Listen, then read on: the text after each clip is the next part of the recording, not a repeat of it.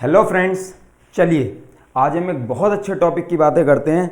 तो देखिए दोस्तों, आज हम क्या बातें करने वाले हैं। आप आज की क्लास में हम देखेंगे, जैसे कि आपने देख ही लिया होगा, सब्जेक्ट वर्ब एग्रीमेंट के बारे में बातें करेंगे। यहाँ से आप कोई भी एग्जाम उठा लीजिए, चाहे आपका बैंकिंग का हो, एसएससी हो, एनडीए हो, सीडीएस हो, इस क्लास को पढ़ने के बाद अपने 1 या 2 मार्क्स जितने भी क्वेश्चन आते हैं वो पक्के हैं, कंफर्म है। ठीक है दोस्तों, तो आज हम जो कंसेप्ट देखने वाले हैं वो क्या है, सब्जेक्ट वर्ब एग्रीमेंट। देखिए, जैसे कि मैंने आपको बताया था, किसी भी कंसेप्ट को पढ़ने से पहले हमें सबसे ज्यादा ध्यान देने वाली बात क्या है कि हमें क्या करना था, सबसे पहले अपने बेसिक्स क्लियर करने थे, जो हम लास्ट वीडियोस में कर चुके हैं। ठीक है, अब उन बेसिक्स को ध्यान में रखते हुए और कुछ और कंसेप्ट्स को उसी में आगे ऐड करते हुए आज हम इस टॉपिक को देखेंगे, जिसका नाम है सब्जेक्ट वर्ब एग्रीमेंट। देखिए दोस्तों, बहुत अच्छा कंसेप्ट है। फिर वही चीज आती है, इसके भी 2 तरीके हैं। एक तो ये कि इसके सूत्र हैं, उससे रट लो कि ये हो गया ऐसे हो गया, ये हो गया ऐसे हो गया। एक ये कि इसके अंदर कुछ अच्छे कंसेप्ट्स हैं, उनको जान लो कि अगर ऐसा है तो ऐसा क्यों और ऐसा नहीं है तो ऐसा क्यों। पॉइंट समझ आया दोस्तों? तो चलिए इस वीडियो को स्टार्ट करते हैं बहुत अच्छे से। और उससे पहले मैं आपको फिर बता देता हूं कि इस कंसेप्ट को बहुत ध्यान से समझना। पहले हम इसके बेसिक्स कवर करेंगे। जैसे हम इसके बेसिक्स कवर हो जाएंगे, हम तुरंत क्या कर देंगे दोस्तों, बहुत अच्छे लेवल के मैंने कुछ क्वेश्चंस तैयार करे हैं, उनको हम डिस्कस करेंगे, जो अपने एनडीए के पेपर में 19 के, एनडीए 20 में भी आए हैं, वहां से क्वेश्चंस, सीडीएस के पेपर में भी हैं, बैंक में भी हैं, बहुत अच्छे लेवल के क्वेश्चंस हैं। हम फिर उसके बाद उनको डिस्कस करेंगे। तो देखते हैं, चलिए टॉपिक को। देखिए दोस्तों, जैसे कि आपको पता ही है, इस चैप्टर का नाम है सब्जेक्ट वर्ब एग्रीमेंट। तो आप एक चीज ध्यान से देखिए, यहाँ पे जो आपको बताने की है। देखिए, ये लिखा है मेरा सब्जेक्ट, ये लिखी है दोस्तों टर्म वर्ब, और ये लिखा है एग्रीमेंट। इसका मीनिंग सीधा सीधा से ये हुआ, सब्जेक्ट और वर्ब। इसका मीनिंग ये हुआ दोस्तों कि सब्जेक्ट और वर्ब के बीच में क्या होना चाहिए, एग्रीमेंट। बस उसी को हम क्या बोलते हैं, सब्जेक्ट वर्ब एग्रीमेंट। कहने का मीनिंग क्या है, अगर मेरा सब्जेक्ट सिंगुलर है तो मेरी वर्ब भी कैसी होनी चाहिए, सिंगुलर।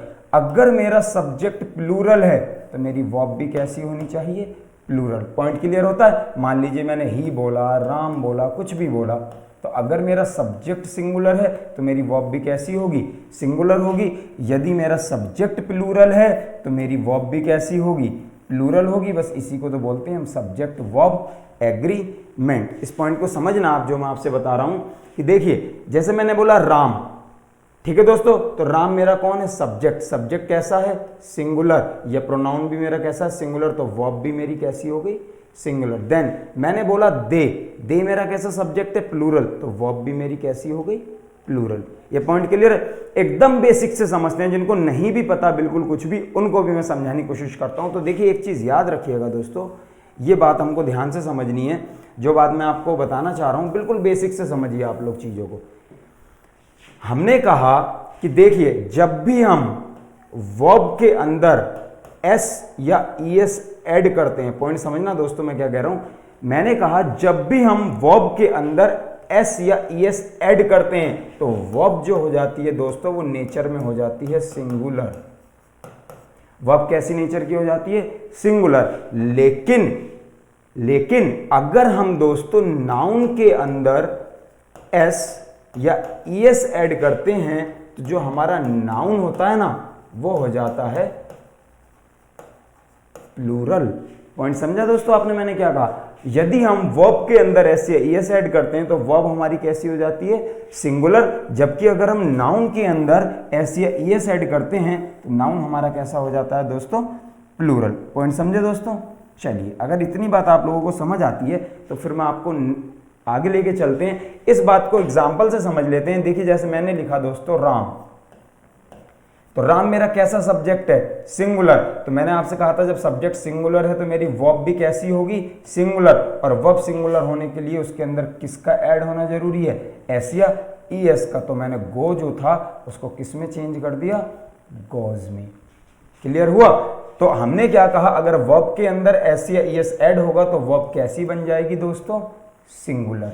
पॉइंट क्लियर है? जबकि मैंने कहा नाउन के अंदर अगर आप एस या ईएस ऐड करते हैं तो नाउन कैसा हो जाएगा, प्लूरल। आप खुद ही देख लीजिए, मैंने एक वर्ड यूज किया बॉय, कैसा है अभी, सिंगुलर, लेकिन जैसे ही आपने इसके अंदर एस या ईएस ऐड किया, अब ये नाउन कैसा हो गया दोस्तों, प्लूरल। समझ आया? जैसे मैंने बोला डिफिकल्टी,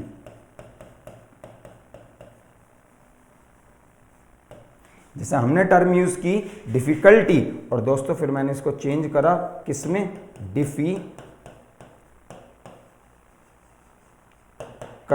में। तो आप देखिए जैसे ही मैंने नाउन में एस या ईएस ऐड करा, नाउन कैसा हो गया दोस्तों, अभी ये कैसा था, सिंगुलर, अब ये कैसा हो गया, प्लूरल। यहां से मैं आपको एक बहुत अच्छा कंसेप्ट समझाना भी चाहता हूं।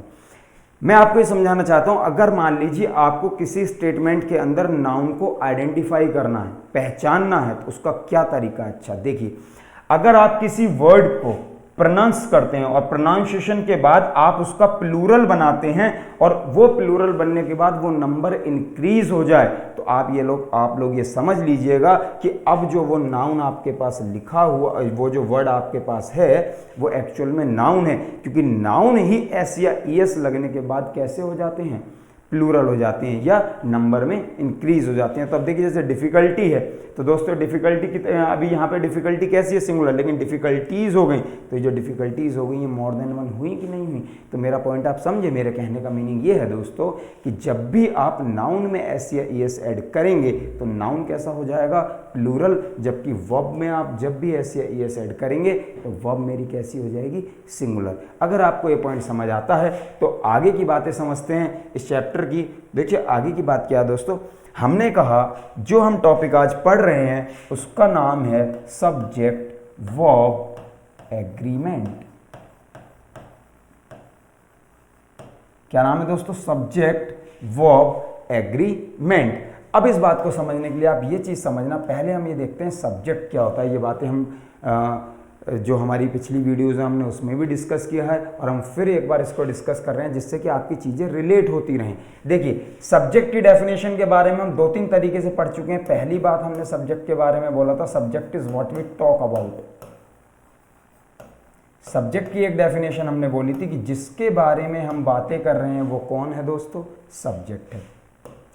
सेकंड डेफिनेशन जो दोस्तों हमें सब्जेक्ट के बारे में पता है कि सेंटेंस सब्जेक्ट जो होता है वो किसी भी स्टेटमेंट के सेंटेंस के अंदर जो सब्जेक्ट होता है वो कहाँ होता है, जो वर्ब होती है उसके अकॉर्डिंग यूज होता है, तो सब्जेक्टिव प्लेस पे होता है। पॉइंट समझ रहे हैं, इस वर्ब के लिए, वर्ब के अपने अकॉर्डिंग। तो दोस्तों मेरी बात समझ आई। और फिर तीसरी बात अगर हम करें तो ये जो सेंटेंस में सब्जेक्ट होता है जो कि नाउन होता है, जिसकी बातें हम लास्ट वीडियोस में कर चुके हैं, वो हमेशा रिप्लाई किसका होता है, व्हाट का या हु का। ऑब्जेक्टिव प्लेस पे हु का भी हो जाता है। तो मेरे आप 3 पॉइंट समझे। सब्जेक्ट को हम कैसे कैसे पहचान रहे थे पिछली क्लासेस में, जो हमने सीखा, जिसके बारे में हम बात कर रहे हैं वो सब्जेक्ट है। अगर हम कुछ इंट्रोडक्टरी सब्जेक्ट्स को छोड़ दें तो वर्ब का अपना सब्जेक्ट होता है, और सब्जेक्ट हमेशा कहाँ होगा, वर्ब के पहले होगा, और वो ऑब्जेक्ट कहाँ होगा, वर्ब के बाद होगा। लेकिन ये किसके अकॉर्डिंग होगा, वर्ब के। ऐसा नहीं होता कि हमेशा ही सब्जेक्ट कहाँ होगा, वर्ब के पहले। ऐसा आप नहीं कह सकते, क्योंकि मैंने बहुत सारे लोगों को देखा है जो ये कहते हैं कि आप बस कुछ मत करिए, ये कसम खा लीजिए कि सब्जेक्ट हमेशा ही वर्ब के पहले। ऐसा नहीं हो सकता। ये बात मैं आपको कुछ वीडियोस में पीछे बता भी चुका हूँ, एक्सप्लेन किया भी है, आप उसको देख लीजिएगा। पॉइंट समझ रहे हैं। जब हम इंट्रोडक्टरी सब्जेक्ट्स को लेके आ जाते हैं सेंटेंस के अंदर, तो जो एक्चुअल सब्जेक्ट होता है वो वर्ब के बाद होता है, ना कि पहले। ये बातें हम ऑलरेडी डिस्कस कर चुके हैं। तो मैंने कहा अगर हम सब्जेक्ट की बात करें दोस्तों, तो हम 3 तरीके से एक स्टेटमेंट के अंदर से सब्जेक्ट निकाल सकते हैं। कैसे, जैसे हम फिर लिख लेते हैं एक example, Ram is a boy. ठीक है दोस्तों, हमने क्या कहा, ये रही हमारी वर्ब। ठीक है दोस्तों, और हमने एक यहाँ पे लिखा था कि वर्ब के पहले वर्ब का अपना सब्जेक्ट होता है और वर्ब का अपना ऑब्जेक्ट या कॉम्प्लीमेंट, वो लिंकिंग वर्ब है। तो आप समझना मेरी बात। दूसरा, subject is what we talk about. किसके बारे में हम बातें कर रहे हैं दोस्तों, यहाँ पे किसके बारे में बातें कर रहे हैं, who is the boy, Ram. तो राम मेरा कौन हो गया दोस्तों, क्या हो गया दोस्तों मेरा यहाँ पे, राम। राम वर्ड कौन हो गया दोस्तों, यहाँ पे सब्जेक्ट हो गया। और देखो सब्जेक्ट किसका रिप्लाई भी होता है, हु का और व्हाट का। सब्जेक्ट कौन है, जिसके बारे में हम बात कर रहे हैं दोस्तों। तो समझ आया दोस्तों सेंटेंस में, subject is what we talk about, who is a boy, Ram. और जो वो सब्जेक्ट है जिसकी बात कर रहे हैं वो ऑलरेडी रिप्लाई भी किसका है, हु का। तो इतना पॉइंट आप लोगों को क्लियर होता है दोस्तों। अगर आपको ये बात क्लियर होती है तो हम ये समझे कि सब्जेक्ट क्या था, ये तो हमें समझ आ गया। इतना कंसेप्ट तो हमारा क्लियर हो गया दोस्तों। अब हम बात करते हैं इस वर्ब की। ये वर्ब की बातें मैं आपको अभी बता ही चुका हूं कि वर्ब जो होती है सेंटेंस के अंदर वो किसके अकॉर्डिंग लगती है दोस्तों, सब्जेक्ट के। जैसा सब्जेक्ट वैसी वर्ब। और अगर ये दोनों क्या हो गए, एक दूसरे से सेटिस्फाई हो गए, तो इसी का नाम हमने क्या रख दिया, एग्रीमेंट। बस इतना ही है, सब्जेक्ट वर्ब एग्रीमेंट हो गया। राम ये रहा, इज ये रहा, दे रहा तो ये रहा आर, देखो हो गया ना सब्जेक्ट वर्ब। ये रही सब्जेक्ट, ये रही वर्ब, और एग्रीमेंट हो गया, दे आर बॉयज। अब देखिए ना, हो गया, ये सब्जेक्ट हुआ, ये वर्ब हुई, हो गया हमारा एग्रीमेंट। देखिए ना, वर्ब किसके अकॉर्डिंग लगी, सब्जेक्ट के। वर्ब किसके अकॉर्डिंग लगी, सब्जेक्ट के। हो गया हमारा subject verb agreement. Point clear हुआ दोस्तों आपको यहां तक? आगे की बातें समझते हैं। आगे समझने की बात क्या है, ये तो एक बेसिक्स थे जो हमारे कंप्लीट हो गए। इसके आगे दोस्तों अगर आपको याद हो तो कुछ एक पिछली वीडियोस में हमने कुछ एक बातें की थी, उन बातों को हम दोबारा से कर लेते हैं। अब जो सेंटेंस का सब्जेक्ट है वो या तो एक वर्ड हो सकता है जो कि नाउन होगा या तो प्रोनाउन होगा। ठीक है दोस्तों, मैं ये कह रहा हूं जो सेंटेंस का सब्जेक्ट है वो या तो एक वर्ड होगा जो कि नाउन या प्रोनाउन होगा, या दोस्तों चूंकि वो वर्ब से पहले जो गिवन है, या जो दोस्तों वो सेंटेंस के अंदर जो सब्जेक्ट है वो एक फ्रेज होगी। क्या होगा दोस्तों, वो एक फ्रेज होगी। और फ्रेज क्या होता है आपको पता है, ये कॉम्बिनेशन ऑफ वर्ड्स होता है। तो यहां पे दो ही चीजें हो सकती हैं सब्जेक्ट सेंटेंस के अंदर, या तो कोई वर्ड होगा या तो कोई फ्रेज होगी। और जब वो फ्रेज होगी तो वो क्या होगा, कॉम्बिनेशन ऑफ वर्ड्स होगा। अब इस बात को अगर हम आगे बढ़ाते हैं दोस्तों, तो अब हमें जो बातें करनी है वो इस कंसेप्ट पे करनी है। ये तो हमारा क्लियर है, एक वर्ड में था, खत्म हो गया। लेकिन अगर सेंटेंस के अंदर आप ये समझिए, जो वर्ब के पहले गिवन स्टेटमेंट है, हमें वर्ब के पहले गिवन हमारे कॉम्बिनेशन ऑफ वर्ड से, जिसको हमने फ्रेज बोला है, कौन सी फ्रेज बोला है, नाउन फ्रेज बोला है। तो दोस्तों यहां ये समझने की बात है, अब इस फ्रेज के अंदर मैंने क्या बोला, ये फ्रेज कौन सी फ्रेज है, आप ध्यान से देखिए, नाउन फ्रेज। मींस इसके अंदर जो कॉम्बिनेशन ऑफ वर्ड्स होगा वो भी तो नाउन का ही होगा। वो वर्ड्स जैसे मैंने कहा, the, nature of Ram is good. तो यहां पे समझने की बात क्या है, आप एक चीज देखिए, ये तो वर्ब है, बातें हम पहले ही कर चुके हैं कि अगर वर्ब आ जाए, सब्जेक्ट हो, तो हम इसको पूरे को क्या बोलते थे दोस्तों, सेंटेंस बोलते थे। अगर आपको ये बात अच्छे से याद होगी, जो मैं पहले बता ही चुका था। लेकिन अगर मैंने कहा वर्ब से पहले पहले वर्ड्स का वो पहले नहीं, मतलब सेंटेंस के अंदर कहीं भी वर्ड्स का वो कॉम्बिनेशन जो एक मीनिंग तो दे रहा है बट वो मीनिंग कंप्लीट नहीं है, इनकम्प्लीट है, उसको हम क्या बोलते थे दोस्तों, फ्रेज बोलते थे। याद है आप लोगों को? अगर आपको ये बात याद है दोस्तों कि उसको हम फ्रेज बोलते थे, अब चूंकि वर्ब ये गिवन है, ये हमारा इसका ऑब्जेक्टिव प्लेस है, ये हमारा इसका सब्जेक्टिव प्लेस है। इसका मतलब सब्जेक्टिव प्लेस पे कौन कौन आ सकते हैं, मैंने आपको बताया था दोस्तों लास्ट वीडियो में कि सेंटेंस के अंदर जो सब्जेक्ट होते हैं वो कौन होते हैं, नाउन या प्रोनाउन। इसका मतलब अगर ये सब्जेक्टिव प्लेस है तो यहाँ पे जो ये वर्ड है इसका नाम क्या है, नाउन, और ये कॉम्बिनेशन क्या है, नाउन फ्रेज। यानी कि अगर हमारे इस प्रेपोजिशन से ये जो वर्ड्स जुड़े हैं, नेचर और राम, ये अपने आप में क्या है, नाउन है। और जब ये नाउन अगर एक वर्ड में होता तो कोई दिक्कत थी नहीं, वो तो सिंगुलर सब्जेक्ट, एक सिंगल सब्जेक्ट हो जाता। लेकिन अगर ये कॉम्बिनेशन ऑफ वर्ड्स हो गया दोस्तों तो फिर ये फ्रेज बन गई। अब यहाँ पे समझने की बात ये है, तो हमें इतना समझ आ गया कि ये दोस्तों, हमें इतनी बात क्लियर हो जाती है कि ये रही हमारी नाउन फ्रेज, ये रही हमारी वर्ब, और ये रहा अपना वर्ब का कॉम्प्लीमेंट। पॉइंट क्लियर है दोस्तों? यहां तक अगर आपको बातें समझ आती हैं तो अब हम अगली बात ये करना चाहते हैं कि दोस्तों मान लीजिए, जैसे मैंने कहा, आप इस बात को समझना, बहुत सिंपल क्वेश्चन में मैं एक लाइन में आपको बात समझाता हूं। मैंने कहा मान लीजिए मैंने एक एग्जाम्पल लिखा, इसको समझना आप, मान लीजिए मैंने लिखा दिस इज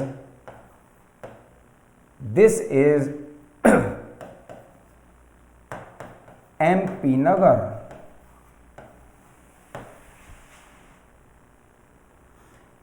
मैंने बोला दिस इज एमपी नगर, ठीक है दोस्तों। फिर मैंने कहा, या ऐसे मान लीजिए मैंने इसको लिखा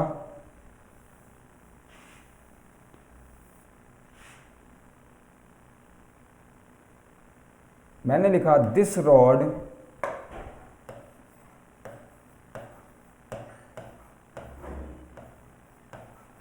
इज लाल बहादुर शास्त्री मार्ग। मैंने लिखा this road is Lal Bahadur Shastri Marg. तो आप मेरा पॉइंट समझना दोस्तों, ये रही मेरी वर्ब, ये रहा इस वर्ब के आगे गिवन सब्जेक्ट, क्योंकि ये व्हाट का या हुम का रिप्लाई होगा ही होगा, और ये एक वर्ड में गिवन है तो सिंपली ये एक सब्जेक्ट हो गया, और ये इसका क्या हो गया दोस्तों, कॉम्प्लीमेंट हो गया। पॉइंट यहाँ पे क्लियर होता है आपको। अब मैंने इस सेंटेंस को थोड़ा सा इंप्रोवाइज करा और मैंने लिखा द नेम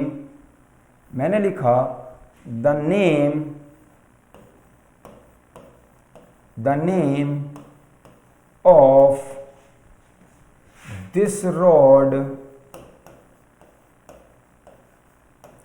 इज, मैंने लिखा दोस्तों the name of this road is Lal Bahadur Shastri Marg.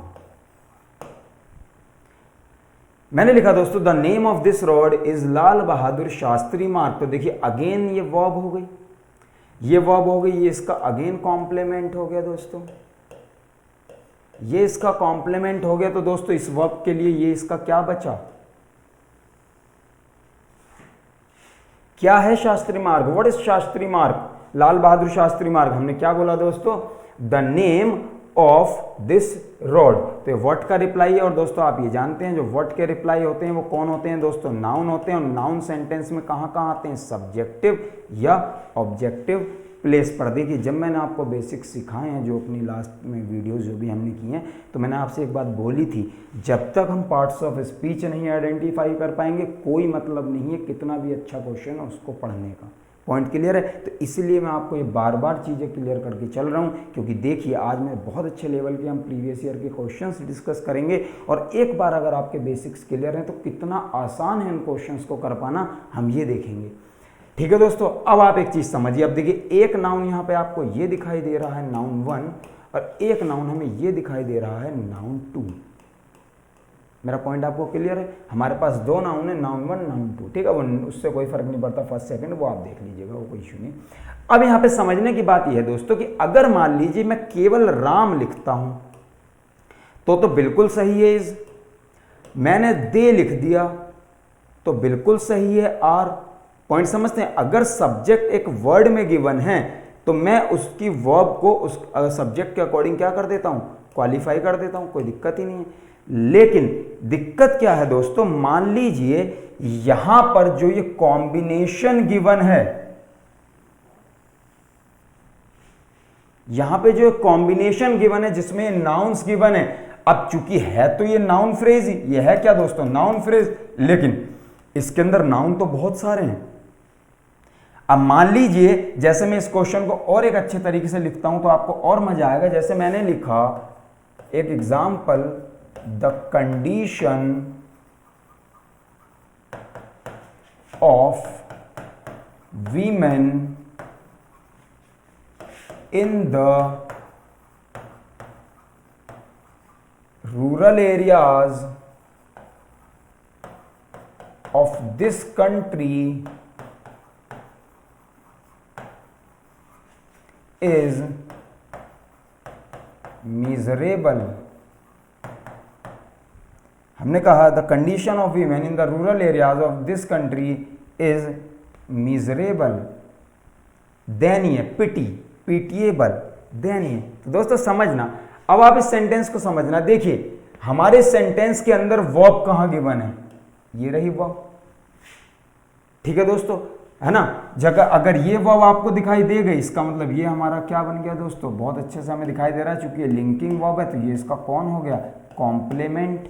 मैंने आपको कल भी बताया था कि मेन वर्ब के ऑब्जेक्ट होते हैं, हमने लास्ट वीडियो में डिस्कस किया था, और लिंकिंग वर्ब के कॉम्प्लीमेंट होते हैं। मीन्स इससे पहले जो बचा हुआ है वो पूरा का पूरा क्या बन गया, सेंटेंस का सब्जेक्ट बन गया। तो देखिए the condition of women in the rural areas of this country. तो यहां क्या जाने एक बात, आप पॉइंट समझिए। मैंने कहा चूंकि इसके पहले सेंटेंस का सब्जेक्टिव प्लेस पे है तो सब्जेक्ट होगा, और सब्जेक्ट कौन होते हैं दोस्तों, नाउन या प्रोनाउन। इसका मतलब ये जो फ्रेज है, अब चूंकि ये कॉम्बिनेशन ऑफ वर्ड्स है तो इसको हमने बोल दिया नाउन फ्रेज।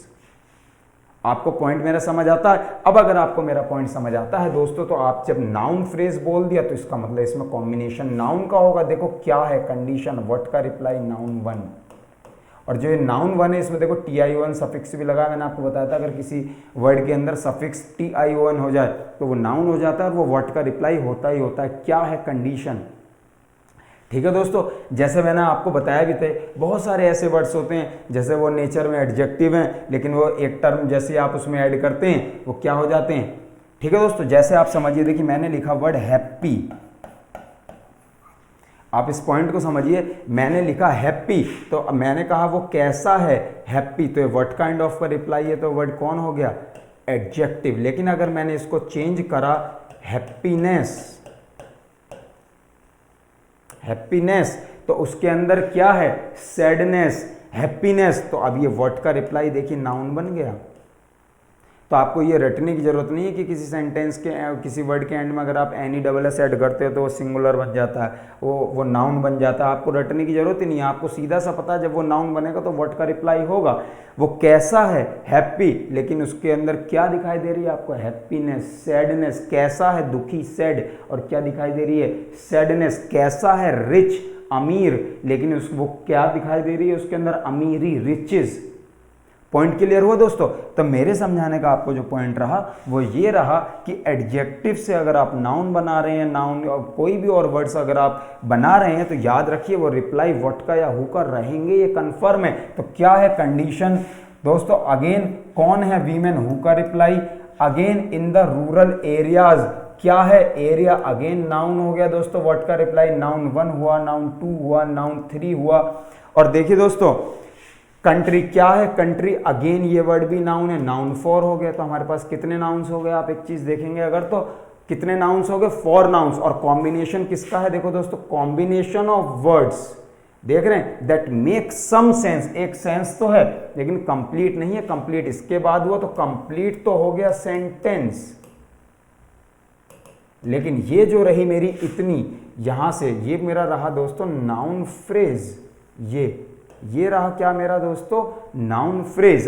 अब यहां मुझे आपको समझाने की बात क्या है, जो हमने अभी पिछली क्लास में डिस्कस की है दोस्तों बहुत अच्छे से, मैंने आपको ये बात बताई है अभी थोड़ी ही देर पहले कि अगर हम दोस्तों किसी सेंटेंस में नाउन में एस या ईएस ऐड करते हैं, ये बात अभी हम करके आए हैं कि अगर हम किसी स्टेटमेंट में नाउन में एस या ईएस ऐड करते हैं तो नाउन मेरा कैसा हो जाता है, प्लूरल, जबकि वर्ब कैसी हो जाती है, सिंगुलर। अगर आपको ये बात समझ आती है दोस्तों तो देखिए यहां समझना, एरियाज लिखा है, क्या था एरिया, नाउन, एस या एस लग गया तो ये नाउन कैसा हो गया, प्लूरल।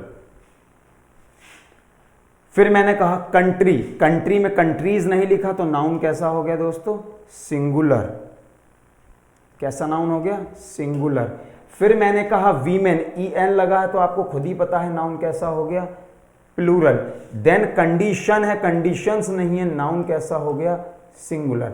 अब अगर आपको इतना पॉइंट समझ आता है तो अब आपके लिए जो परेशानी की बात हुई वो ये हुई कि यहां पर जो लिखी हुई वर्ब है वो ऑब्वियसली किसी एक नाउन के साथ यूज हुई होगी, वो ऑब्वियसली किसी एक वर्ड के लिए यूज होगी जो नाउन होगा। तो मेरा कहने का मतलब ये है कि अगर किसी सेंटेंस के अंदर वर्ब से पहले मोर देन 1 नाउन हो जाएं, जिसको हमने फ्रेज बोल दिया, नाउन फ्रेज, तो एक्चुअल में हम सेंटेंस में किसको actual subject of the sentence consider करेंगे। तो सेंटेंस के अंदर actual subject of the sentence कौन है, ये समझने की बात है। तो मेरे कहने का मीनिंग ये है, अगर सेंटेंस के अंदर वर्ब से पहले मोर देन 1 सब्जेक्ट्स हो जाएं तो हम सेंटेंस में उस वर्ब का एक्चुअल सब्जेक्ट किसको कंसीडर करेंगे। पॉइंट क्लियर होता है। तो ये जानने के लिए हम देखते हैं, अगली बात समझते हैं। इस बात को समझने के लिए आपको 2 बातें समझनी होंगी। पहले हम समझा देते हैं कैसे, फिर दूसरी बात करेंगे क्यों। आप एक बात समझिए, मैंने आपको पिछली वीडियो में एक बात डिस्कस की थी, जब मैंने आपको यह समझाया था कि जो हमारी प्रेपोजिशन होती है दोस्तों, उसका काम सेंटेंस के अंदर एडिशनल इंफॉर्मेशन कन्वे करना होता है। हमने क्या बोला था, प्रेपोजिशन का काम सेंटेंस के अंदर क्या देना है, एडिशनल इंफॉर्मेशन। और प्रेपोजिशन के बाद हम क्या यूज करते हैं, नाउन या प्रोनाउन। क्यों करते हैं, क्योंकि जो आपको देखिए, मैं फिर कहता हूं, मैं आपसे बोल रहा हूं कि मेरा यह मानना है कि इंग्लिश ग्रामर के अंदर एक भी वर्ड ऐसा नहीं है जो आपको रटना हो। हर चीज क्लियर है, बस आपको समझने की देर है। अब आपसे कोई क्वेश्चन अगर ये करता है कि प्रेपोजिशन के बाद हम नाउन या प्रोनाउन ही क्यों रखते हैं, और भी तो बहुत सारी पार्ट्स ऑफ स्पीच है, तो समझना क्यों। मैंने आपसे कहा प्रेपोजिशन का काम सेंटेंस के अंदर एडिशनल इंफॉर्मेशन देना है, और जो इंफॉर्मेशन जाती है वो किसके थ्रू जाती है, वर्ड्स के थ्रू जाती है। और अगर आपको ये बात पता है इंफॉर्मेशन वर्ड्स के थ्रू जाती है, तो आपको ये भी बहुत अच्छे से पता है वर्ड्स सेंटेंस के अंदर या तो नाउन होते हैं या तो प्रोनाउन होते हैं, और या तो ये सेंटेंस का सब्जेक्ट होते हैं या तो ऑब्जेक्ट होते हैं। क्यों, क्योंकि देखो इस वर्ड को अगर आप उठा के देखो तो साफ साफ डेफिनेशन अगर आप नाउन की देखते हो, जो हमने डिस्कस की है अपने प्रीवियस लेक्चर्स में, तो वो ये कहती है noun, it is a naming word. क्या कहती है डेफिनेशन नाउन की, it is a naming word. और जो वर्ड है दोस्तों, ये कौन है, यही तो है। और वर्ड्स के थ्रू क्या जाती है, इंफॉर्मेशन, और क्या हो गई, नाउन या प्रोनाउन, सेंटेंस का सब्जेक्ट या ऑब्जेक्ट। तो आप मेरी बात को अगर समझ पाए हो तो मैं आपको यह समझाना चाह रहा हूं दोस्तों कि प्रेपोजिशन का काम सेंटेंस के अंदर एडिशनल इंफॉर्मेशन देना होता है, जो हम इंट्रांजिटिव वर्ब्स के साथ यूज करते हैं, जो बातें हम अपने प्रीवियस लेक्चर में बहुत अच्छे से बता चुके हैं। दूसरी बात हमने कहा कि प्रेपोजिशन के बाद नाउन या प्रोनाउन ही क्यों आता है, क्योंकि प्रेपोजिशन का काम एक सेंटेंस के अंदर एडिशनल इंफॉर्मेशन देना होता है, और इंफॉर्मेशन हमारी किसके थ्रू जाती है, वर्ड्स के थ्रू। और वर्ड हमारे सेंटेंस में कौन होते हैं, नाउन या प्रोनाउन। ये बात मैं आपको बहुत अच्छे से बता चुका हूं। अब अगर आपको ये बात समझ आई तो अगला कंसेप्ट हमारा ये कहता है कि प्रेपोजिशन के बाद आने वाले नाउन या प्रोनाउन क्या होते हैं। तो याद रखना, प्रेपोजिशन के बाद आने वाले नाउन या प्रोनाउन इस प्रेपोजिशन के ऑब्जेक्ट होते हैं। इस प्रेपोजिशन के क्या होते हैं, ऑब्जेक्ट होते हैं। और फिर ये अगेन फ्रेज बन गई, भाई ये भी तो एक फ्रेज बन गई ना। आप देखो, combination of words that make some sense but not a complete sense. अब ये फ्रेज भी एडजेक्टिव फ्रेज होती है, नाउन फ्रेज होती है, वो बातें हम बाद में करेंगे। आपको मेरा पॉइंट समझ आया कि प्रेपोजिशन के साथ यूज होने वाले जो नाउन या प्रोनाउन होते, प्रेपोजिशन के साथ हमेशा नाउन या प्रोनाउन यूज होंगे। क्यों, क्योंकि इसका काम एडिशनल इंफॉर्मेशन देना था। इंफॉर्मेशन वर्ड्स के थ्रू जाएगी, वर्ड सेंटेंस में कौन होते हैं, नाउन या प्रोनाउन। और दोस्तों प्रेपोजिशन के साथ यूज होने वाला जो नाउन या प्रोनाउन होगा वो हमेशा कौन सा केस होगा, उसका ऑब्जेक्ट होगा।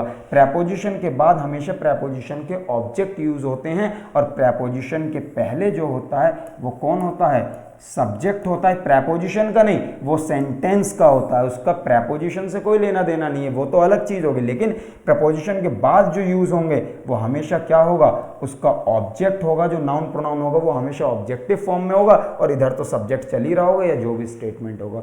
इतनी बात अगर आपको समझ आती है दोस्तों, तो देखिए ये जो हमारा क्वेश्चन है इसको थोड़ा सा समझते हैं, कितने अच्छे से क्लियर हो गया। ये सेंटेंस यहां से स्टार्ट हुआ, आप अगर इसको ध्यान से देखना शुरू करें इस सेंटेंस को, तो ये सेंटेंस यहां से स्टार्ट हुआ, यहां से स्टार्ट होने के बाद ये सेंटेंस यहां तक आया, कोई दिक्कत ही नहीं है। यहां तक आने के बाद देखो आपको फर्स्ट प्रेपोजिशन दिखाई दी, आपको फर्स्ट प्रेपोजिशन दिखाई दी। आपको जब फर्स्ट प्रेपोजिशन दिखाई दी तो हमें बहुत अच्छे से पता है प्रेपोजिशन के बाद आने वाले नाउन, पहली बात तो प्रेपोजिशन के बाद हमेशा कौन आएगा, नाउन या प्रोनाउन। दूसरी बात, वो जो नाउन या प्रोनाउन है, ध्यान से समझना, दूसरी बात ये जो नाउन या प्रोनाउन है इसका फॉर्म कौन सी होगी, ऑब्जेक्टिव फॉर्म में होगा। मीन्स ये प्रेपोजिशन के बाद इसको एक काम कर लेते हैं, थोड़ा सा रफ कर देते हैं, एक बार और लिखते हैं इसको, आपको तब समझ जाएगा।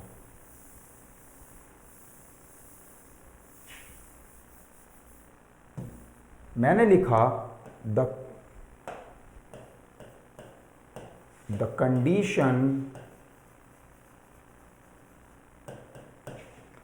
of women in the rural areas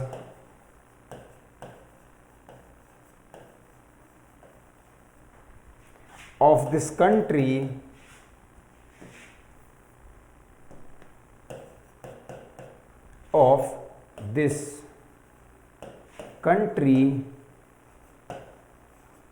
is miserable। तो यहां आपको समझने की बात क्या हुई दोस्तों, ये समझते हैं। मैंने कहा the condition of women in the rural areas of this country is miserable.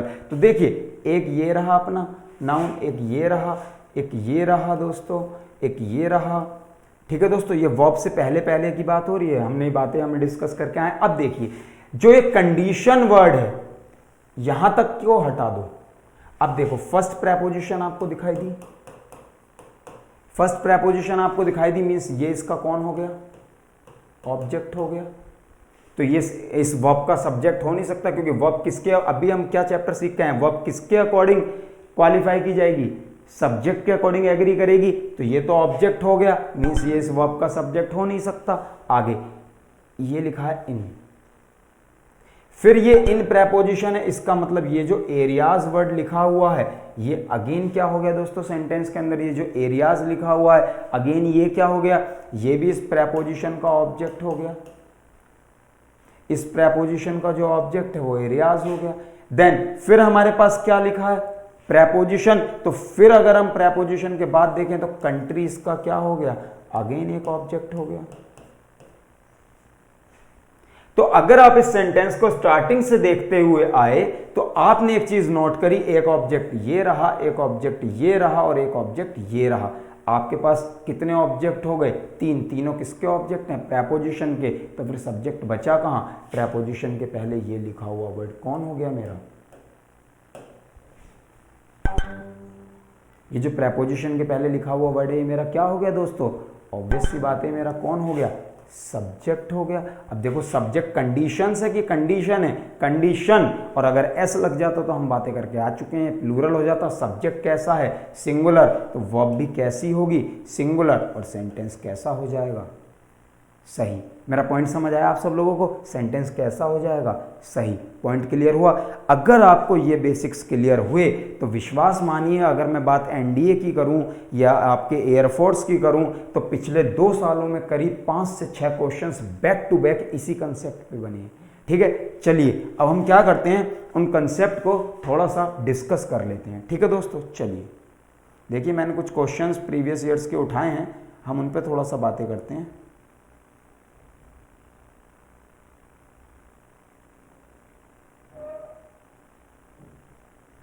ठीक है दोस्तों, चलिए कुछ क्वेश्चंस मैंने तैयार किए हैं, हम इन पे थोड़ा सा काम करेंगे और इनको समझते हैं कि क्या कंसेप्ट बनेगा।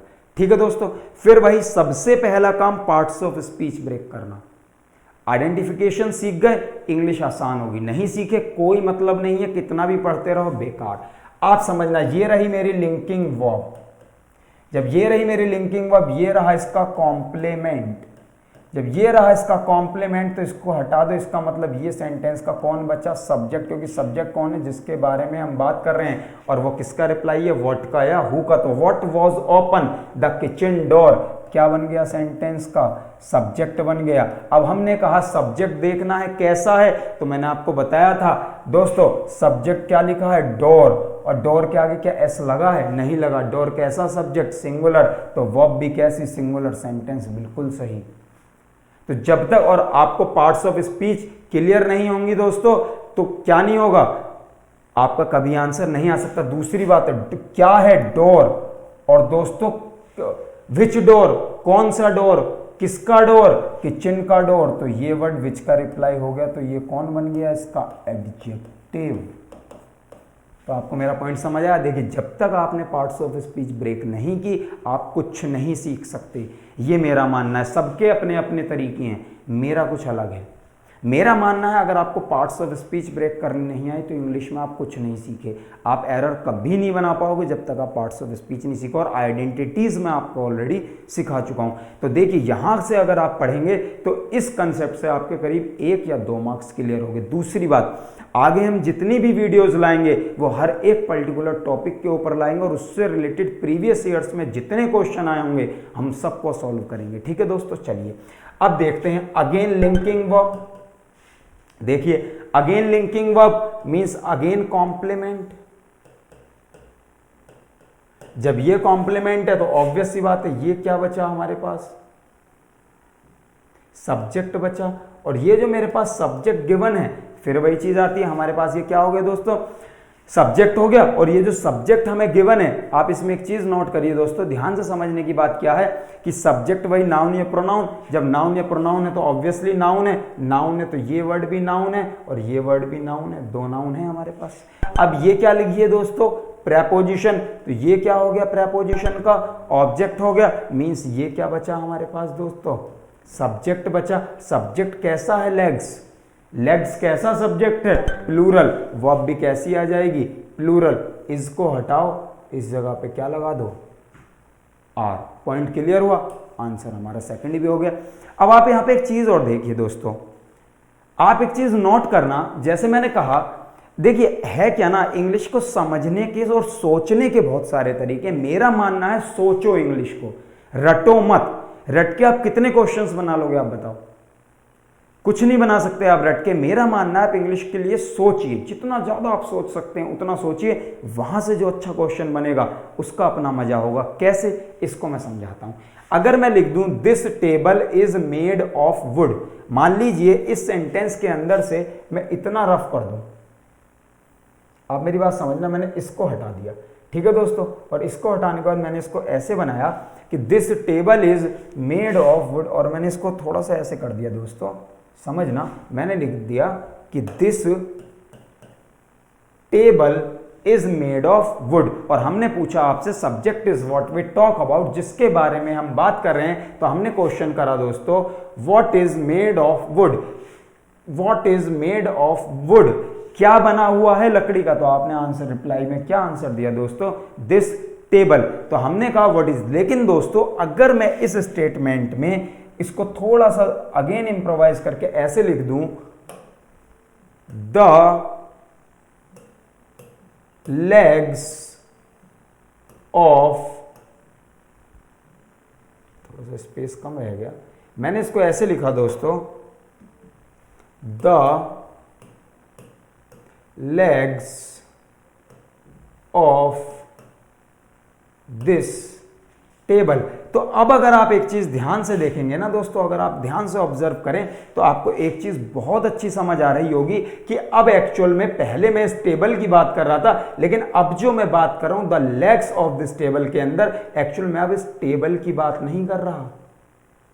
आप खुद ध्यान से देखिए मैं बात किसकी कर रहा हूं, उसके लेग्स की। और मैंने आपसे कहा था, क्या कहा था, कि सेंटेंस के अंदर जो प्रेपोजिशन लगती है उसके बाद आने वाला जो नाउन या प्रोनाउन होता है वो पूरा का पूरा सेंटेंस के प्रेपोजिशन का काम ही एडिशनल इंफॉर्मेशन देना है। और एडिशनल इंफॉर्मेशन अगर इस सेंटेंस में इसके थ्रू गई है तो इसका मतलब एक्चुअल में ये केवल एक इंफॉर्मेशन है जो एडिशनल है।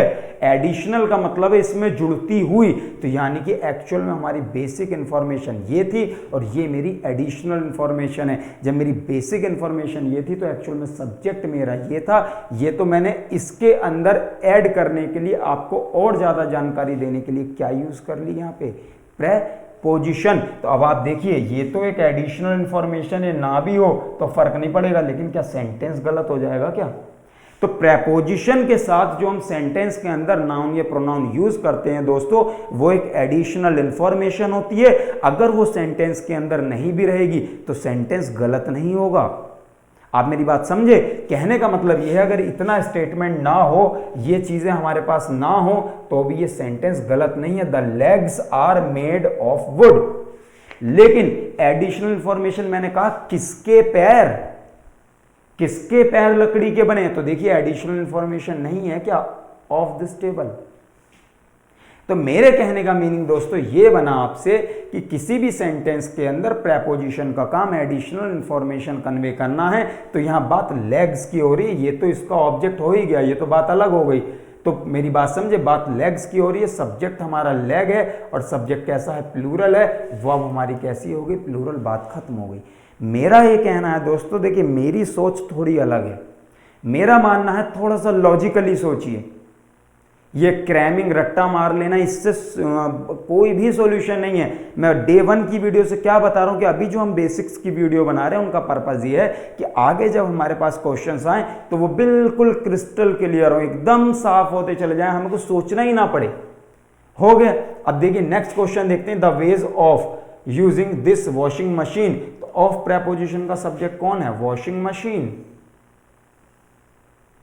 तो ये जो नाउन या प्रोनाउन आपको गिवन है दोस्तों, वॉशिंग मशीन, ये कैसा क्या है, प्रेपोजिशन का ऑब्जेक्ट है। और जब ये देखो है तो ये भी नाउन है, ये भी नाउन, ठीक है दोस्तों। क्यों, क्योंकि हमें पता है अगेन ये क्या लिखी है, लिंकिंग वर्ब, ये इसका क्या हो गया, अगेन कॉम्प्लीमेंट हो गया। तो जब इसका कॉम्प्लीमेंट हो गया मतलब ये क्या हो गया दोस्तों, नाउन हो गया। और जब ये नाउन हो गया तो कोई दिक्कत वाली बात ही नहीं है। तो हमने कहा the ways of using this washing machine is different. तो ये वॉशिंग मशीन वर्ड भी नाउन है, ये वेज भी नाउन है, वॉशिंग मशीन भी नाउन है, वेज भी नाउन है। अब समझने की बात क्या है, ये क्या हो गया, इसका ऑब्जेक्ट हो गया और प्रेपोजिशन लगी है तो एडिशनल इंफॉर्मेशन होगी। एडिशनल का मतलब क्या होता है ये आप समझते हैं, इसका मतलब एक्चुअल में जो सब्जेक्ट था वो ये था, ये तो इसकी इंफॉर्मेशन थी। तो जब सब्जेक्ट प्लूरल है तो वर्ब भी कैसी हो जाएगी, प्लूरल हो जाएगी। पॉइंट क्लियर हुआ मेरा। कहने का मतलब है the ways of using this washing machine. आप देखो ना, अगर आप इसको यहां से हटा दो सेंटेंस में से, of using this washing machine, the ways are different, बिल्कुल सही है। सेंटेंस कहां गलत है, सेंटेंस केवल एक जगह पे लैग कर रहा है, जो इंफॉर्मेशन की कमी है, जो हमने किसकी हेल्प से दे दी, प्रेपोजिशन की। पॉइंट क्लियर हुआ। यही वजह है कि प्रेपोजिशन के बाद आने वाले नाउन या प्रोनाउन उनके ऑब्जेक्ट बन जाते हैं। क्यों, क्योंकि ऑब्जेक्ट जो है एक्चुअल सब्जेक्ट नहीं हो सकता, और जब वो एक्चुअल सब्जेक्ट हो नहीं सकता तो उसका काम केवल एडिशनल इंफॉर्मेशन देना है, वर्ब को चेंज नहीं कर देना है। पॉइंट समझ आया दोस्तों, तो क्लियर हुई बात। अगली बात, the name of this road is Kirti Marg, बिल्कुल क्लियर हो गया, हम साफ साफ दिखाई दे रहा है। ये लिंकिंग वर्ब है, ये हमारा कॉम्प्लीमेंट हो गया दोस्तों लिंकिंग वर्ब का। तो जब ये कॉम्प्लीमेंट हो गया, यह रही प्रेपोजिशन, ये रहा उसका ऑब्जेक्ट दोस्तों प्रेपोजिशन का, जो कि नाउन है। हमारा सब्जेक्ट नेम है, सब्जेक्ट सिंगुलर है, वर्ब हमारी सिंगुलर हो गई। आंसर बिल्कुल सही हो गया। देखिए अगर आपके बेसिक्स क्लियर हुए तो कितना आसान हो गया चीजों को करना। तो बस मैं आपसे यही कहना चाहता हूं कि आप अपने बेसिक्स पे काम करिए। एक बार बेसिक्स बन गए, जो कि हम बना ही चुके हैं, तो अब हम आगे डेली जो है बैक टू बैक ऐसे ही क्वेश्चंस लाएंगे और इन्हीं क्वेश्चंस के प्रीवियस ईयर के क्वेश्चंस को डिस्कशन करेंगे और अपने कंसेप्ट को आगे बढ़ाते चले जाएंगे। सिंपल है। अब देखिए इस कंसेप्ट को समझना, इस कंसेप्ट को समझने से पहले आपको एक बात पता होनी चाहिए दोस्तों, सेंटेंस के अंदर आप एक चीज़ बहुत अच्छे से समझते होंगे। मैं थोड़ा सा इस बारे में आपसे बातें कर लेता हूँ। ये बात हमें पता होनी चाहिए दोस्तों अच्छे से। यह हमें पता होता है कि अगर मान लीजिए हमारा एक सब्जेक्ट है तो एक ही क्या होगी, वर्ब। ये क्लॉज का कंसेप्ट है, क्लॉजेस में सीखेंगे, लेकिन फिलहाल के लिए हम जान लें कि अगर सब्जेक्ट एक है तो वर्ब भी कितनी होंगी, एक होगी। ऑब्वियस सी बात है, सब्जेक्ट को वर्ब क्वालिफाई करेगी। अब वो वर्ब जो है अलग बात है कि वो एक हेल्पिंग हो जाए और एक मेन हो जाए, तो उसको दो कंसीडर नहीं करेंगे, एक्चुअल में हुई तो इसी सब्जेक्ट के लिए यूज है। लेकिन अगर मान लीजिए सेंटेंस के अंदर सब्जेक्ट दो हैं तो आपकी वर्ब भी दो होनी मैंडेटरी है। आप ऐसा नहीं कह सकते कि एक वर्ब हो गई और दो सब्जेक्ट हो गए, तो सेंटेंस ग्रामेटिकली एकदम गलत हो जाएगा आपका। मेरी बात समझे आप। मींस अगर आपके सब्जेक्ट दो हैं तो आपकी वर्ब भी दो होनी चाहिए, एक इस सब्जेक्ट की वर्ब, एक इस सब्जेक्ट की वर्ब, जो कि कंसेप्ट है क्लॉजेस का, वो सीखेंगे, जो कि किससे जुड़ती है, कंजंक्शन से जुड़ी हुई होंगी। ये कंजंक्शन मतलब वही हो गया, एंड है और है, बहुत सारे हैं, वो हम बातें बाद में करेंगे, वो कोई इशू है नहीं। तो मैंने आपसे कहा, क्या बोला मैंने आपसे, एंड है, यट है, बट है, और है, बहुत सारे हमारे कंजंक्शंस है कि जितने सब्जेक्ट होंगे उतनी ही हमारी क्या होनी चाहिए, वर्ब होनी चाहिए। अगर मान लीजिए सब्जेक्ट दो हो गए, वर्ब एक रहेगी, तो सेंटेंस ग्रामेटिकली कैसा हो जाएगा, एकदम गलत। मेरा पॉइंट समझे। तो इसका मतलब मैंने आपसे ये कहा। एक इस क्वेश्चन को देखते हैं। ये क्वेश्चन दोस्तों अपना IBPS PO का क्वेश्चन है, बैंकिंग का क्वेश्चन है। मैंने इसको रख दिया है IBPS PO का ये क्वेश्चन है और काफ़ी अच्छा क्वेश्चन है। इसको आप देखिए। तो देखो आपको दिखाई दे रही है एक वर्ब कैन मॉडल वर्ब और ये इसकी मेन वर्ब कैन टेक। एक वर्ब तो हमें ये दिखाई दे रही है और देखो एक इज दिखाई दे रहा है। अगर हमें दो वर्ब दिखाई दे रही हैं बहुत अच्छे से, इसका मतलब हमें इतना तो पता है कि सेंटेंस के अंदर सब्जेक्ट दो हैं। ठीक है, अगर दो सब्जेक्ट हैं तो देखो इस वर्ब का सब्जेक्ट कहां लिखा है, हेक्टिक शेड्यूल। देखिए ना, व्हाट का रिप्लाई है, what can take a toll, hectic schedule. पहली बात मैं आप लोगों को बता देता हूं, क्योंकि देखिए आज से आगे की जो वीडियोस आएंगी सब ऐसी की ऐसी आएंगी, बिल्कुल एज इट इज पढ़ाऊंगा मैं आपको, प्रैक्टिस पेपर से बेसिक्स क्लियर करूंगा। तो मुझे आपको जो समझाने की बात है वो ये है कि पहली बात जो आपको समझनी है वो ये है, इंग्लिश ग्रामर में ऐसा कहीं नहीं लिखा कि पहले आप उस सेंटेंस की हिंदी निकालिए फिर आप आंसर बना पाएंगे। किस बुक में लिखा है, कहीं लिखा है? तो मेरे आपसे कहने का मतलब ये है, आप में से कोई भी स्टूडेंट ये गलतफहमी अपने दिमाग में मत पालना कि आप पहले इसका हिंदी निकालो। मुझे क्या करना है इसकी हिंदी से, आप बताइए। मेरा कंसेप्ट क्लियर है, मेरा बेसिक्स क्लियर है, मेरी पार्ट्स ऑफ स्पीच क्लियर है, मेरा आंसर आ जाएगा, काम खत्म और निकल जाओ। आप मेरा पॉइंट समझे? मेरे कहने का मतलब है, मैंने कहा hectic schedule can take a toll on anybody and the solutions to this is a quick holiday to some exotic location. क्या हिंदी है, मुझे क्या लेना, मुझे नहीं आती ना मुझे जानना। हिंदी निकाल के क्या करोगे, आपकी पार्ट्स ऑफ स्पीच क्लियर होनी चाहिए। आंसर देखिए कितना अच्छा आता है। मैंने बोला हेक्टिक शेड्यूल, हेक्टिक शेड्यूल क्या हो गया, मेरा सब्जेक्ट हो गया किसका, इस वर्ब का। बचा हुआ क्या हो गया इस वर्ब का दोस्तों, ऑब्जेक्ट हो गया। टेक व्हाट, ये ऑब्जेक्ट है, टॉल ऑन एनीबॉडी। यहां तक सेंटेंस बिल्कुल सही है, क्योंकि सब्जेक्ट सिंगुलर है और वर्ब का हमें कोई फर्क पड़ता नहीं, क्योंकि हमें क्या गिवन है, मॉडल वर्ब से हम बातें करेंगे आगे। ये कौन सी वर्ब है, मॉडल ऑक्सिलरी, और मॉडल ऑक्सिलरीज को आप चेंज नहीं कर सकते। ठीक है, आप कैन का कैन से नहीं कर सकते, विल का विल से नहीं कर सकते, शैल का शैल से नहीं कर सकते, मे का मेज नहीं कर सकते, तो इसमें आप कोई चेंज नहीं कर सकते। ये सेंटेंस यहां से लेके यहां तक इसमें कोई भी दिक्कत नहीं है। ठीक है दोस्तों, अब आगे आते हैं। आगे आए तो हमें मिली एक कंजंक्शन, ध्यान से देखिए। आगे आए तो हमें मिली एक कंजंक्शन, आप ध्यान से देखिए, मिल गई। मींस इस कंजंक्शन के बाद एक और सेंटेंस चल रहा होगा, जो कि पीछे हम बातें करके आए हैं। ठीक है दोस्तों, जैसे हम नहीं कहते हैं, आप देखिए ना, मैंने आपको अभी तो बताया था, दो अलग सेंटेंसेस हो गए। अगर मैं ऐसे लिख देता हूं दोस्तों,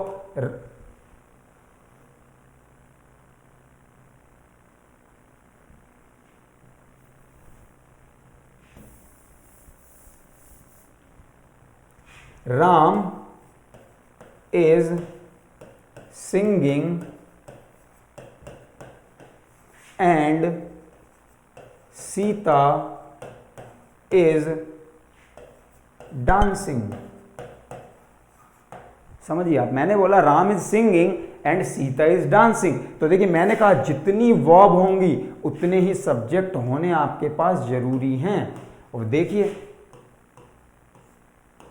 जितनी वर्ब्स होंगी उतने सब्जेक्ट होने ही चाहिए आपके पास। तो देखो है ना, और आपके पास अगर उतने सब्जेक्ट हैं तो सीधी सी बात है, देखो जुड़े हुए किससे हैं, कंजंक्शन से। बस इसी को तो हम क्लॉज बोल देते हैं।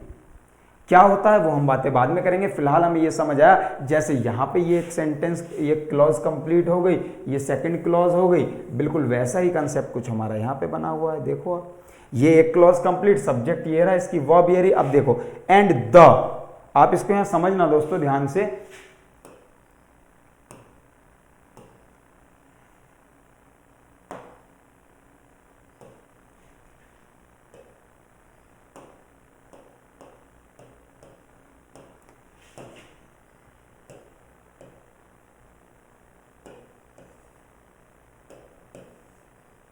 लाइनिंग क्लियर है ना, चलिए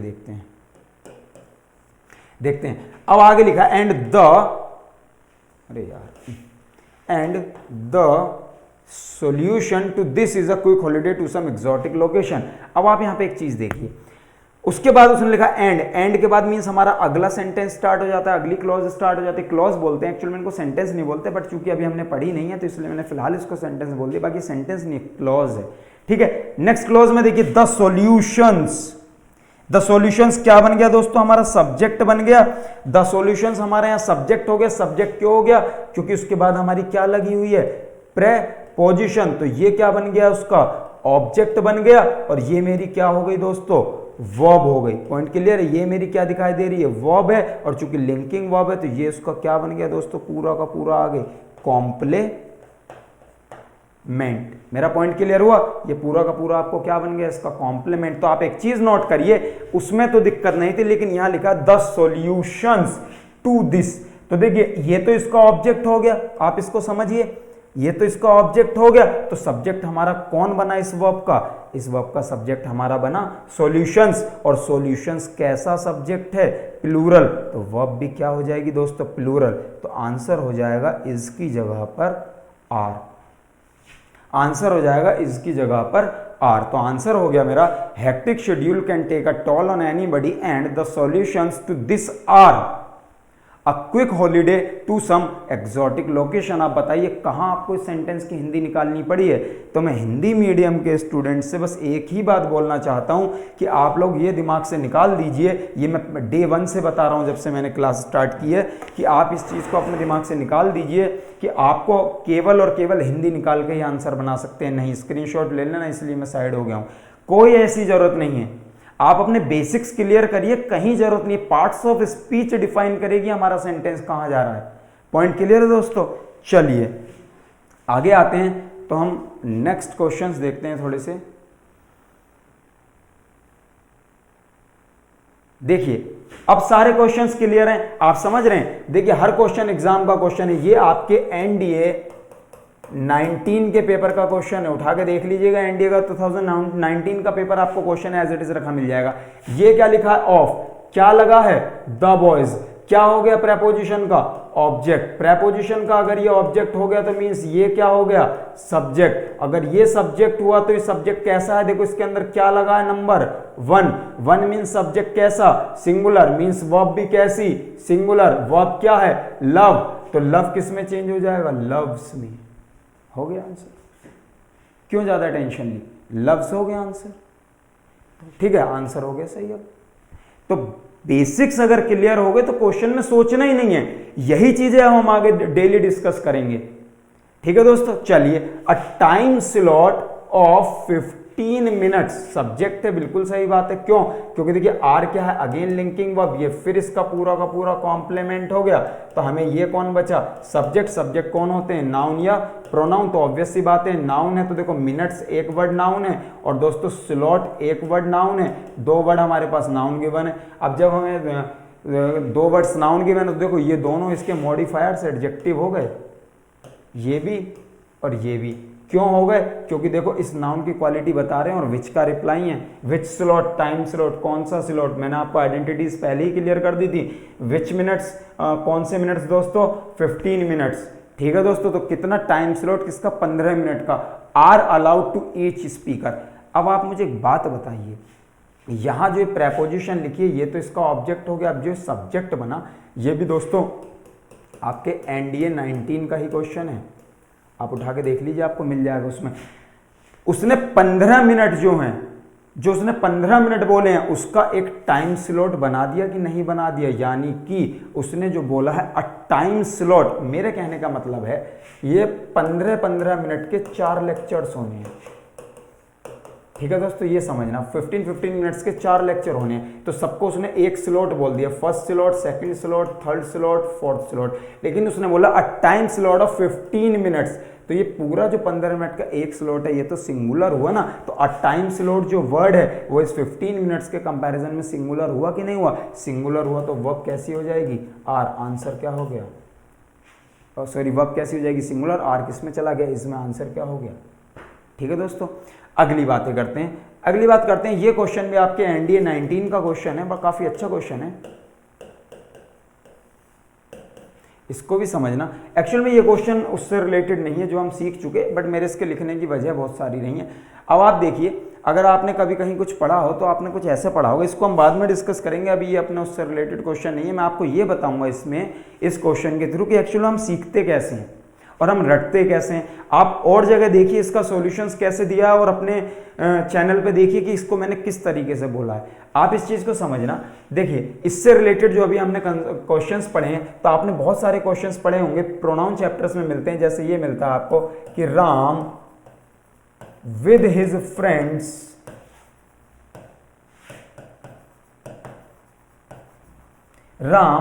friends is coming to the party. तो यहां समझने वाली बात क्या, फिर अगेन इज कमिंग क्या होगी दोस्तों, ये हमारी, अभी इसको आप देखिए, इसको आप लिंकिंग वर्ब नहीं बोलेंगे, अब आप इसको बोलेंगे हेल्पिंग वर्ब और इसको बोलेंगे मेन वर्ब। क्यों? क्योंकि देखो ये मेन वर्ब को असिस्ट कर रही है। कमिंग वर्ब जो आईएनजी फॉर्म है कॉन्टिन्यूअस स्टेट को बता रही है किसकी, इज की वजह से। तो इज कमिंग क्या हो गया, हेल्पिंग और मेन। और दोस्तों फिर वही वाली बात है, जब ये वर्ब है तो क्या रहा होगा, उसका सब्जेक्ट रहा होगा। सब्जेक्ट कौन होते हैं, नाउन या प्रोनाउन। तो ये जो फ्रेज है क्या बोल दी गई, अगेन नाउन फ्रेज। इतनी बात क्लियर हुई। अब अगर इतनी बात आपको क्लियर होती है तो ये मेरी नाउन फ्रेज हो गई, और जब ये नाउन फ्रेज हो गई तो ये इसका कौन हो गया दोस्तों, ऑब्जेक्ट हो गया। क्योंकि आपको मैंने ये चीज कल ही सिखाई है बड़े अच्छे से कि जब सेंटेंस के अंदर मेन वर्ब गिवन हो तो उसका ऑब्जेक्ट, एक ऑब्जेक्ट कैसा होता है, डायरेक्ट, बाकी सारे कैसे होते हैं, इनडायरेक्ट। लेकिन एक भी डायरेक्ट तब होता है जब उस वर्ब की नेचर ट्रांजिटिव हो। अगर वो इंट्रांजिटिव नेचर की हो गई तो सारे ही ऑब्जेक्ट कैसे हो जाएंगे, इनडायरेक्ट। एक भी ऑब्जेक्ट कैसा नहीं होगा, डायरेक्ट। आप देखो, Ram with his friends is coming. तो दोस्तों कमिंग का मतलब समझ रहे हैं ना, आना। तो आप पार्टी रही है कि राम रहा है, इसका मतलब ये वर्ब जो नेचर में है वो इन ट्रांजिटिव है। और अगर ये इंट्रांजिटिव है तो इसके जितने भी ऑब्जेक्ट्स होंगे वो कैसे होंगे, इनडायरेक्ट होंगे। और इनडायरेक्ट होंगे तो किसकी हेल्प से बनेंगे, प्रेपोजिशन की। लगा दी प्रेपोजिशन। क्लियर हुआ। इसलिए अगर आप इस सेंटेंस के अंदर, मैंने क्या बताया था, प्रेपोजिशन से आगे का सेंटेंस कैसी इंफॉर्मेशन होती है, एडिशनल इंफॉर्मेशन। और अगर ये एडिशनल इंफॉर्मेशन होती है दोस्तों तो ये बात आपको बहुत अच्छे से पता होनी चाहिए कि अगर ये सेंटेंस के अंदर है तो भी दिक्कत नहीं है, नहीं है तो भी दिक्कत नहीं। अगर मैं सेंटेंस को यहीं खत्म कर दूं तो सेंटेंस गलत नहीं है। ठीक है दोस्तों, पॉइंट क्लियर होता है। अगर आपको ये पॉइंट क्लियर होता है, आगे चलते हैं। मैं बार बार बोल रहा हूं, अगर बेसिक्स नहीं तो इंग्लिश नहीं, ये मेरा मानना है। आप लोगों की क्या सोच है आप देखिए। ठीक है दोस्तों, तो अगर वाकई आपको ये चीज़ें अच्छी लग रही हैं तो आप प्लीज़ चैनल को लाइक करिए, शेयर करिए, सब्सक्राइब करिए और मैक्सिमम लोगों तक पहुंचाइए जिनको नीड है, जो एक्चुअल में सीखना चाहते हैं। मानता हूं कि अभी थोड़ी सी चूंकि फर्स्ट टाइम है ये चीज़ें, अभी थोड़ा सा सेटअप वगैरह चल रहा है तो हो सकता है आपको प्रॉपर थंबनेल वगैरह ना मिले, बट कोई नहीं, आपको जो कंटेंट्स है वो तो अच्छा मिल रहा है ना। तो अगर आपको लगता है कि सर मेहनत कर रहे हैं चैनल ग्रो करे, तो आप प्लीज़ इसको ज़्यादा से ज़्यादा अपने दोस्तों को शेयर करिए, लाइक करिए, सब्सक्राइब करिए, जितना ज़्यादा हो सकता है दोस्तों। ठीक है, क्योंकि आपका ही सपोर्ट काम करेगा, अदरवाइज तो फिर तो कोई मतलब ही नहीं है ऐसे पढ़ाने का। ठीक है दोस्तों, चलिए देखते हैं।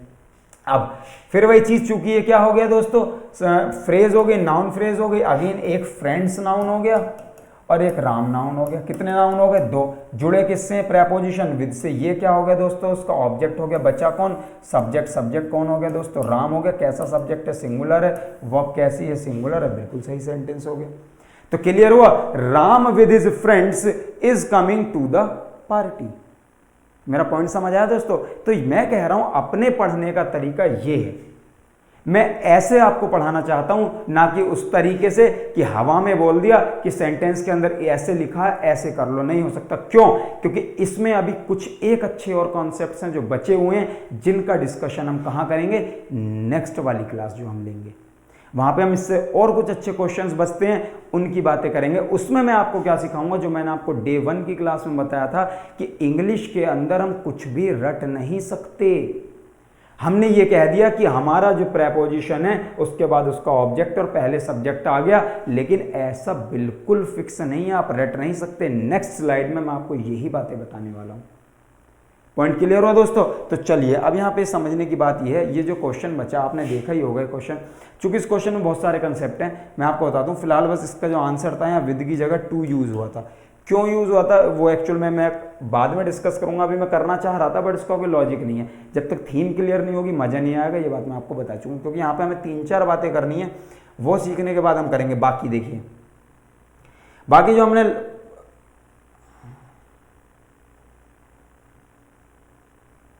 ये देखिए, ये दोनों क्वेश्चन आपके दोस्तों, आपके ये दोनों क्वेश्चंस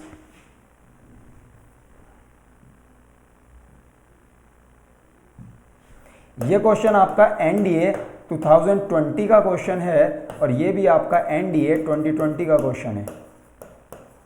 ये दोनों ही क्वेश्चन आपके एनडीए 2020 के क्वेश्चन है। इन दोनों क्वेश्चंस को समझते हैं। ये भी एनडीए 2020 है और ये भी एनडीए 2020 है। समझना दोस्तों, दोनों एनडी में आए। समझाना क्या चाह रहा हूं, जो हमने लास्ट स्लाइड डिस्कस की थी, लास्ट टॉपिक हमने डिस्कस किया था, उसमें हमने इनसे बातें की थी और मैंने कहा था कि ऐसे एग्जांपल्स आपके यहाँ आए हुए हैं, आप इन पे थोड़ा सा ध्यान देना, आपको मजा आएगा। देखिए हमने कल बात करी थी ट्रांजिटिव और इंट्रांजिटिव वर्ब्स की। पहले इस क्वेश्चन को ले लेते हैं। ये रहा मेरा सब्जेक्ट, ये रही मेरी हेल्पिंग वर्ब, ये रही मेरी इसकी मेन वर्ब, क्योंकि वर हेल्पिंग है तो डिस्कसिंग उसकी मेन वर्ब हो जाएगी। क्यों हो जाएगी? क्योंकि अगर ये मेन वर्ब ना होती तो फिर ये अकेली वर्ब लिंकिंग वर्ब हो जाती, और जब ये मेन वर्ब है तो उसके बाद गिवन जो ऑब्जेक्ट होगा वो क्या हो, इसके बाद में जो गिवन होगा वो क्या होगा दोस्तों? ऑब्जेक्ट होगा। अब अगर ये वर्ब ट्रांजिटिव नेचर की रही, जैसे कि मैंने क्या आप सबको अच्छे से सिखाया है, अगर ये वर्ब ट्रांजिटिव नेचर की रही तो ऑब्जेक्ट कैसा होगा? डायरेक्ट होगा। अगर इस वर्ब का नेचर ट्रांजिटिव नहीं है, कैसा है? इनट्रांजिटिव है, तो ऑब्जेक्ट कैसा हो जाएगा दोस्तों? इनडायरेक्ट हो जाएगा। इस बारे में हम थोड़ा सा अच्छे से डिस्कशन कर लेते हैं तो सीखते हैं। देखिए वी को हमने क्या बना दिया दोस्तों? यहाँ पे सब्जेक्ट बना दिया। वर मेरी कौन सी वर्ब हो गई? हेल्पिंग वर्ब हो गई। डिस्कसिंग मेरी कौन सी वर्ब हो गई? मेन वर्ब हो गई। तो जब मेरी डिस्कसिंग मेन वर्ब हो गई तो उसके बाद हमारे साथ क्या लगी हुई है? About preposition. और जब ये प्रेपोजिशन लगी है तो प्रेपोजिशन के बाद कौन हो गया? नाउन या प्रोनाउन। जो इस प्रेपोजिशन का कौन बोला गया? ऑब्जेक्ट बोला गया। जब ये इसका ऑब्जेक्ट बोला गया तो इसका मतलब ये हो गया दोस्तों कि ये वाला जो अब इस समय ऑब्जेक्ट है, ये ऑब्जेक्ट अभी दोस्तों कैसा ऑब्जेक्ट है? इनडायरेक्ट ऑब्जेक्ट है। आप लास्ट वीडियो देखेंगे तो आपको सारी चीजें क्लियर हो जाएंगी, आपको कोई भी टेंशन नहीं आएगी, कहीं कोई सूत्र रटने की जरूरत ही नहीं है, आपका काम बहुत आसानी से निकल जाएगा। बस आप देखते चलिए कैसा ऑब्जेक्ट हो गया? इनडायरेक्ट ऑब्जेक्ट हो गया। अब समझने की बात क्या है दोस्तों, अगर ये ऑब्जेक्ट इनडायरेक्ट ऑब्जेक्ट है, इसका मतलब ये वर्ब भी कैसी वर्ब रही होगी? इन ट्रांजिटिव वर्ब। और इनट्रांजिटिव वर्ब्स वो वर्ब्स होती हैं जो एक्शन को वापस किसके ऊपर पहुंचा देती हैं? अपने सब्जेक्ट के। क्योंकि ट्रांजिटिव किस पे पहुंचा देती हैं? ऑब्जेक्ट के ऊपर। अब मुझे एक बात बताइए, we were discussing about the matter, तो डिस्कसिंग का मतलब है आईएनजी फॉर्म में कि आप उस काम को गोइंग ऑन एक्शन कर रहे हो। तो मुझे ये बताइए, जो आप ये डिस्कशन कर रहे हो, जो डिस्कसिंग कर रहे हो, आप खुद को कर रहे हो कि किसी इशू को कर रहे होंगे? मुझे बताइए, इस वर्ब का एक्शन एक्चुअल में इस ऑब्जेक्ट पे ट्रांसफर हो रहा है कि इस सब्जेक्ट पे? क्योंकि अगर यहां प्रेपोजिशन लगी है तो ये वर्ब इस समय इंट्रांजिटिव हो गई। अगर ये इंट्रांजिटिव हो गई, इसका मतलब बहुत सीधा सीधा सा है दोस्तों कि अब जो इसका एक्शन है वो अपने सब्जेक्ट पे ट्रांसफर हो रहा है। लेकिन क्या एक्चुअल में ये वर्ब डिस्कसिंग जो हम खुद को कर रहे हैं कि मैटर को या इशू को कर रहे हैं? ऑब्वियसली इशू को कर रहे हैं। इशू को कर रहे हैं, इसका मतलब ये जो वर्ब है इस जगह पे यूज हुई है, ये एक ट्रांजिटिव वर्ब है। कौन सी वर्ब है दोस्तों? ट्रांजिटिव वर्ब है। इसका मतलब ये जो आपको यहाँ पे ऑब्जेक्ट यूज हुआ है ये डायरेक्ट ऑब्जेक्ट है। कैसा ऑब्जेक्ट है? डायरेक्ट ऑब्जेक्ट है। मींस ये इनडायरेक्ट यहाँ पर बिल्कुल गलत है। इसका मतलब डायरेक्ट ऑब्जेक्ट है तो यहाँ क्या नहीं आएगा दोस्तों? अबाउट नहीं आएगा। मेरा पॉइंट क्लियर हुआ अच्छे से? मेरा पॉइंट आप लोगों को समझ आया मैंने क्या समझाया? तो यहां पर अगर आप ये बोलते हैं कि we were discussing about the issue, तो दोस्तों आंसर होगा we were discussing the issue. तो ये आप समझे मैंने क्या समझा? लास्ट वीडियो में इस पे हमने बहुत अच्छे से बातें की हैं। अगला, द बिल्डिंग सब्जेक्ट हो गया, कंप्राइजेज मेरी वर्ब हो गई, देन मैंने बोला 6 houses, 3 parking lots and 1 basement. इसका मतलब ये सारा का सारा इस वर्ब का क्या गिवन है दोस्तों? ऑब्जेक्ट गिवन है। क्योंकि ये जो वर्ब लिखी है ये मेन वर्ब है और मेन वर्ब को हम एक्शन वर्ब बोलते हैं। आपको बहुत अच्छे से मैंने ये बात बता ही चुका हूं।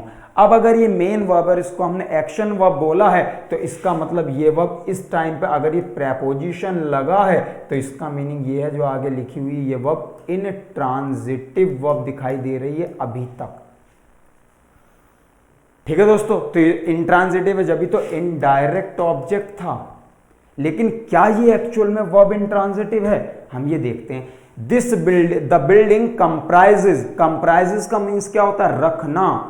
तो इस बिल्डिंग के अंदर ये क्या कैरी करती है, बिल्डिंग क्या कंप्राइज करती है, किस चीज से बनी हुई है, क्या क्या है इसके अंदर, क्या है दोस्तों। तो ये कंप्राइज जो है ये बिल्डिंग है कि जो इसके अंदर रखी गई है ये चीजें हैं सारी। तो कंप्राइज का मतलब उसके अंदर रखा होना होना है ना। तो ये बिल्डिंग क्या कंप्राइज करती है, क्या रखती है, 6 houses, 3 parking lots and 1 basement. तो कंप्राइजेज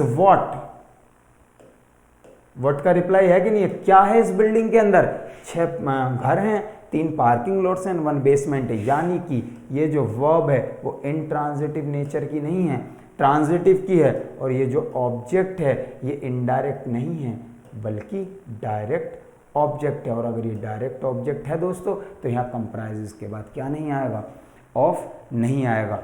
आपको पॉइंट समझ आया दोस्तों। तो अगर आपको ये पॉइंट समझ आता है तो मैं बस आपसे इतना ही बताना चाहता हूँ कि देखिए, सीखने का और समझने का ये तरीका है अपनी क्लास का।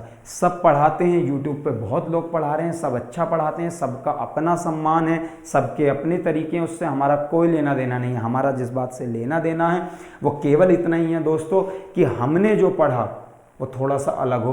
तो मैं आपसे बस जाते टाइम यही बोलना चाहता हूं दोस्तों कि अगर आप लोगों को क्लास वाकई में बहुत अच्छी लगी है तो प्लीज़ लाइक भी करिए, शेयर भी करिए, चैनल को सब्सक्राइब भी करिए। चूँकि मैंने अभी नया चैनल ही बनाया, मैंने आपको पहले भी बताया। तो आप लोग हेल्प करेंगे तो फिर उसमें लाइव का ऑप्शन भी आ जाएगा, फिर हम डायरेक्ट लाइव क्लासेस लेंगे, बड़े अच्छे लेवल के टेस्ट आप लोगों को मैं कराया करूँगा और बहुत सारी चीज़ें जो हम समय के साथ कुछ नया सीखने की कोशिश करेंगे। तो अगर वाकई आप लोगों को क्लास अच्छी लगी है दोस्तों तो प्लीज़ अपने दोस्तों के साथ शेयर करिए, लाइक करिए और सब्सक्राइब करिए। जय हिंद, थैंक यू दोस्तों।